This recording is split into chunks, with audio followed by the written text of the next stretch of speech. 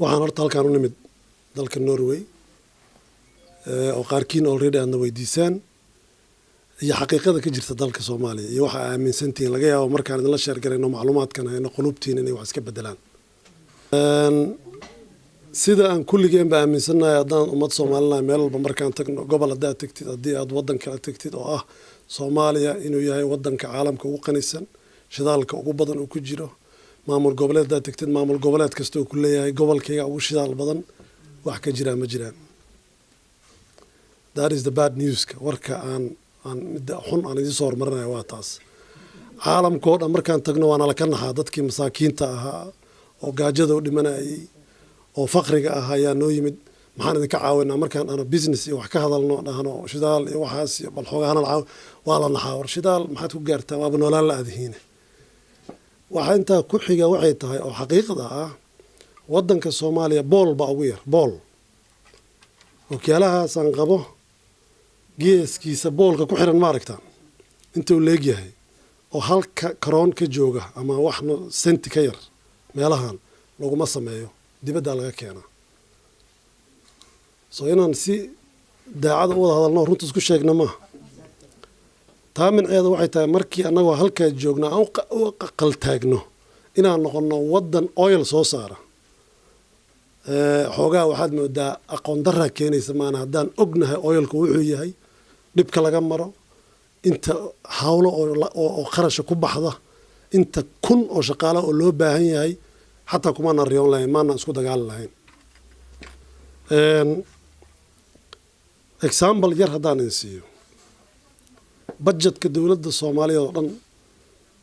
waa wax ka yar 300 milyan oo dollar sanadkii Federal Republic of Somalia oo dhan shalay Stavanger markaan joognay kambaniyadii moodalada na tusaayay kambaniga ugu yar halkii ceel waxaa lagu qodaa 80 milyan oo dollar haddii la rabo waddan in la yiraahdo oil buu leeyahay ama saliid buu leeyahay suuqa loo iibgeyn karo waxaa loo baahan yahay ugu yaraan 30 ceel oo baroba in la sameeyo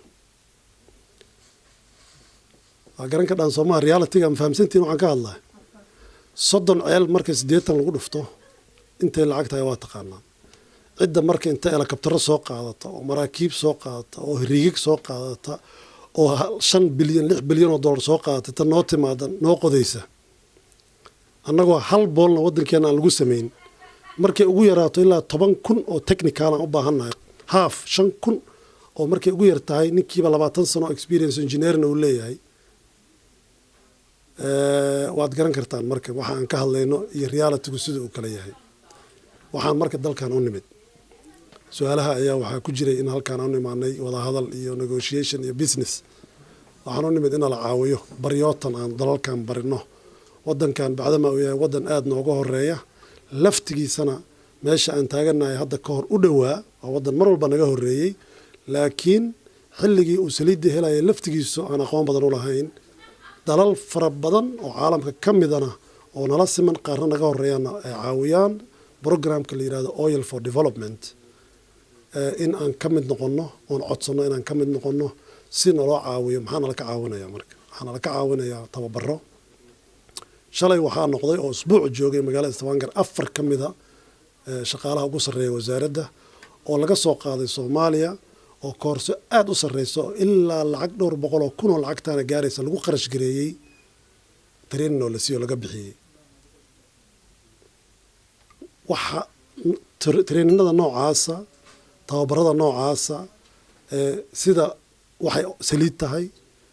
negotiationka ay u baahan tahay ama wada hadallada ay u baahan tahay sharciyan sida ay u shaqeyso waxyaabahaas ayaa koorsooyina la ka siinayaa annaguna waxaan ka mid noqonnay wadamada ay caawiyaan ay Norway caawiso oo Oil for Development ka mid ah taasaan ka mid noqonnay wixii noogu muhiimsanaa u nimana taas bay ahayd waana ku guuleysanay wax hadda bilowday ma ahayn wada hadal muddo socday buu ahaa laakiin hadda waxaan ka gudubnay phase-ka loo yaqaan mapping oo ah in hortana la tijaabiyo inaan bini'aadan nahay oo la aamini karo dadkeena la soo qaadi karo halkan koorsooyin loo keeni karo si isdhiibaynin in adduun ka mid tahay in xiriir nala yeelan karo maabinkii markuu muddo soo socday waa la aqbalay waxaana hadda u gudubnay planninka wax la yiraahdo planninka micnaheedu waxaa la fiirinayaa sidii loo caawin lahaa waxaan hayno documentiya markii miiskaan soo saarnayna waxaa noo soo baxday wax badan inaan hayn oo haddana la baraayo alif waxmaale